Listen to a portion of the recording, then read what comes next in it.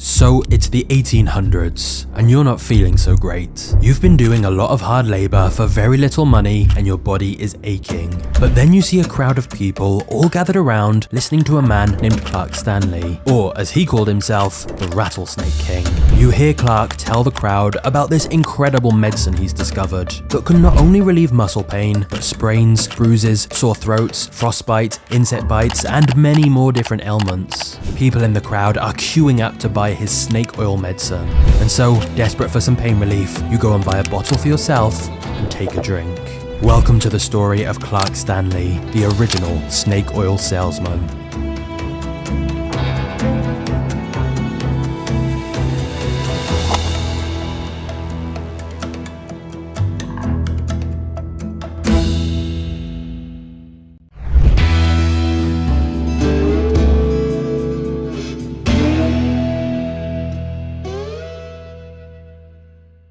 In the present day, the phrase snake oil salesman is often used to describe a scammer who knowingly sells fraudulent goods and tries to rip people off. In other words, a con man, and Clark Stanley is the man responsible for that. But here's the plot twist. Snake oil may have genuine medicinal properties. You see, snake oil was introduced to America by Chinese immigrants who were brought in to build the railroads. After a hard day of back-breaking labor, they would share their homegrown remedies with the other workers to help ease the pain in their aching joints. Because back in China, oil obtained from Chinese water snakes had been used in traditional medicine for centuries in order to treat joint ailments such as arthritis. And some modern-day scientific studies have backed this up. Analysis of traditional snake oil showed that it contained a very high percentage of omega-3 fatty acids, which help reduce cholesterol, inflammation, blood pressure, and can improve cognitive functions. In fact, researchers in Japan found that mice fed with Chinese sea snake oil showed a significant improvement in their ability to learn mazes and swim. Now, don't get me wrong, snake oil is certainly not some miracle medicine that's going to make a lot of difference. But the point is, snake oil didn't start out as some fake medicine to get people's money. It was simply passed around by people as something that was genuinely a little useful. So why is snake oil nowadays associated with shady scams? Well, here's the thing. Because some people did get benefits from this Chinese snake oil, word of it spread like wildfire among the American working class. And soon, all over the country, there was huge demand for this Chinese snake oil. There was just one problem though. There obviously weren't any Chinese water snakes in America. And there was no way that Chinese immigrants could import enough oil from back home to meet the ever-growing demand in the US. And so, since demand for Chinese snake oil far outweighed the supply, this opened the floodgates for scammers to create their own version of snake oil, which of course they claimed was just as good, if not better, than the real thing. And this is where we meet our story's intriguing protagonist, Clark Stanley.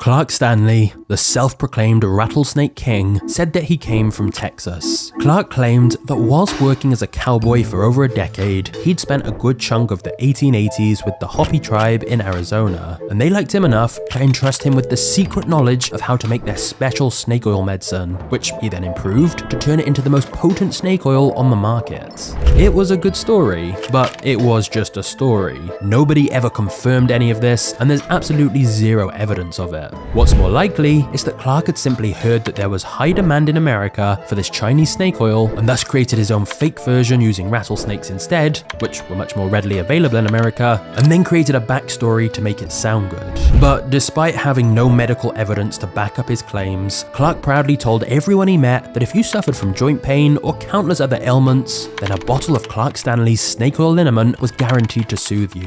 Now, at first, Clark was just another stereotypical small-time shady salesman. He'd travel all over the United States, peddling his miracle cure one bottle at a time to the unsuspecting gullible masses. And whilst Clark was the first to truly capitalize on the snake oil craze, he certainly wasn't the first person to sell useless concoctions disguised as medicine.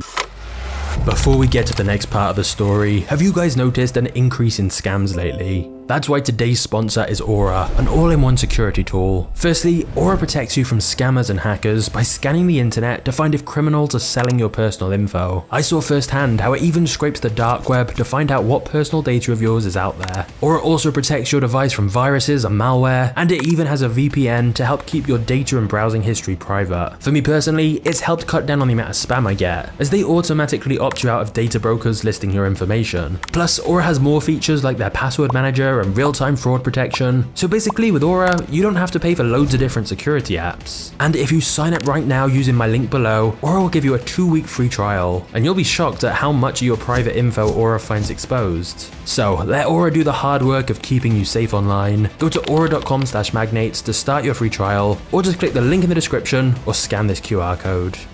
Then let's get back to the story. Before the creation of the United States Food and Drug Administration, there was no real regulation over the sale of medicine. Anyone could sell their product and claim it had whatever medicinal properties they wanted, without fear of interference from the government. As a result, many entrepreneurs with no morals began creating something called patent medicines. These were typically advertised as treating a wide range of pains and illnesses, but conveniently, they never actually revealed what all of the ingredients were. It was always a secret formula, which really just meant they could contain pretty much anything, and thus most of the time they were just a random mix of ingredients with little to no medical benefit. Whilst the patent medicine industry began in England in the 17th century, by the 1800s they were being imported to many other countries, and pretty soon scammers in the US realized it would be much more profitable for them to just create their own tonics and elixirs instead of importing them. So yet more of these useless patent medicines popped up. In fact, if you've seen my video on the story of Coke, you'll know Coca-Cola actually started out as one of these patent medicines. However, with so many different patent medicines being created in the 1800s, the market became crowded because all of them made massive claims about the many different ailments they could treat. And so it became harder for these scammers to make their products stand out. That's why all of the most successful patent medicine sellers, including Clark Stanley and his snake oil, had one thing in common. Their sales pitches were more of a theatrical performance. They'd enter a town, set up shop on the main street, gather a crowd of onlookers, and put on a show to attract an audience and entice people to buy their products. They'd make sure the whole thing was a spectacle, so it was essentially part carnival, part sales pitch. One of the most common tactics these patent medicine sellers used was to have fake plants in the crowds who vouched for the product from personal experience and strongly encouraged others to try it for themselves. Everyone else in the crowd just assumed they were genuine customers who loved the product, but really they were planted actors getting a cut of the sales money. And then once the show was finished and they'd sold lots of the fake medicine, they'd travel from town to town, repeating the same con in a new place. Now, there were many people who did this, but it's believed Clark Stanley carefully observed the tricks the most successful patent medicine sellers were using and then decided to create an attention-grabbing show of his own. It was at the 1893 World's Fair in Chicago that Clark Stanley got his first big opportunity. Back then, this was the largest public event in the history of the United States, and Clark set up his own little stand at the fair where he would fascinate the public by manufacturing his special formula right there in front of them. Of course, he already knew the golden rule: put on a show. So, Clark had brought with him a big bag of snakes, and he would snatch one from the sack, cut it open right in front of his gawking audience, and plunge it into boiling water. He then skimmed the fat off the top, mixed it with his own secret concoction of ingredients, and made his snake oil right there and then in front of the crowd. It was an impressive show, and this over-the-top display of cutting the snakes right in front of the audience gathered a lot of attention. And thus, Clark's snake oil was immediately snapped up by the crowds who gathered to see his grisly performance. Whilst Clark's theatrics helped him get a lot of initial customers, the other big breakthrough for Clark came when he used some of the profits to open a factory in Beverly, Massachusetts to produce his snake oil in larger quantities. He began operating on a much grander scale than any of the other patent medicine sellers of the time, and this made his operations seem more authentic.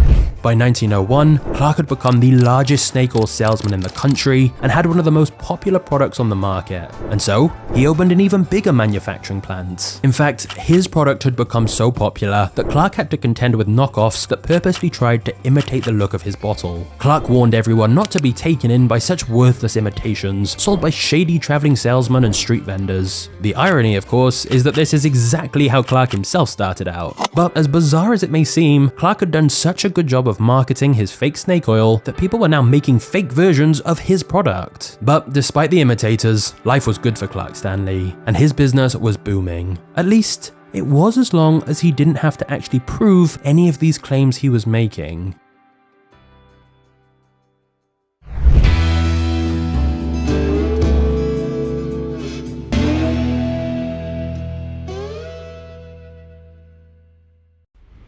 At the start of the 20th century, the United States government finally decided it was time to crack down on all of these unchecked patent medicines. They passed the Pure Food and Drug Act of 1906. This was designed to improve the quality of food and medications, as well as punish offenders who mislabeled their products or operated in unsanitary conditions. Although in reality, this act was mainly passed in response to public outrage over the appalling conditions found in Chicago's meatpacking industry, and so that was the government's first target. This meant that even though dodgy patent medicines were rampant in the United States, it wasn't the government's main priority, which allowed Clark even more time to keep selling his formula. It wasn't until a decade later that the recently formed FDA turned its attention to snake oil and the other patent medicines. Of course, it made perfect sense to start by testing the most popular product on the market, which was Clark Stanley's snake oil liniment. Now, it turns out that rattlesnake oil contains less than half the omega-3 that traditional Chinese water snake oil had. So despite Clark's boasts and promises that his snake oil was the best that money could buy, it was never even close to the genuine Chinese snake oil in terms of effectiveness. However, it gets much worse. When the FDA tested Clark's product in 1916, they found that there was not even any snake oil whatsoever in his medicine. It was mostly just mineral oil mixed with 1% beef fat, some chili peppers, and a dash of camphor and turpentine to give it a distinct aroma. So basically, any health benefits people felt from Clark's supposed miracle cure were likely the result of the placebo effect. Some may say the ingredients which Clark added to give it the distinctive smell actually did incidentally have some minor health benefits. But what is clear is that Clark's wild claims of everything his product could cure were not true at all. Now, if he'd been selling actual real Chinese snake oil, then he'd have still been wildly exaggerating the benefits, but at least he'd have been selling what he claimed. But the reality was, his product didn't even contain snake oil of any kind. And thus, what most people don't realize is that Clark Stanley wasn't convicted for selling snake oil, he was convicted for selling fake snake oil. In the end, the whole thing was a blatant outright scam, claiming one thing and selling another, and using showmanship and lies to fool his customers. And thus, that is how the term snake oil salesman was born, and of course, lives on long after Clark Stanley is gone. The worst part though, is that even though Clark had misled his customers for decades and made a fortune off his hopeful victims, he was only fined $20 for misbranding his product. He was charged with falsely and fraudulently representing it as a remedy for all pain, but even accounting for inflation, that's only a fine of about $550 in today's money. And thus, the Rattlesnake King evaded any severe repercussions for his actions and got to ride off into the sunset with his ill-gotten gains, thus literally and permanently giving snake oil salesmen a bad name. Now, Clark Stanley may have put on a good show to trick people, but he wasn't as impressive as these guys right here. This is my mini-series on some of the most infamous scammers and con artists, including the much crazier stories of the Ponzi scheme, the con man who sold the Eiffel Tower, and the guy who robbed an entire country. Some of these are truly insane, so just click on the playlist on screen now and take your pick. I'll see you there in a second. Cheers.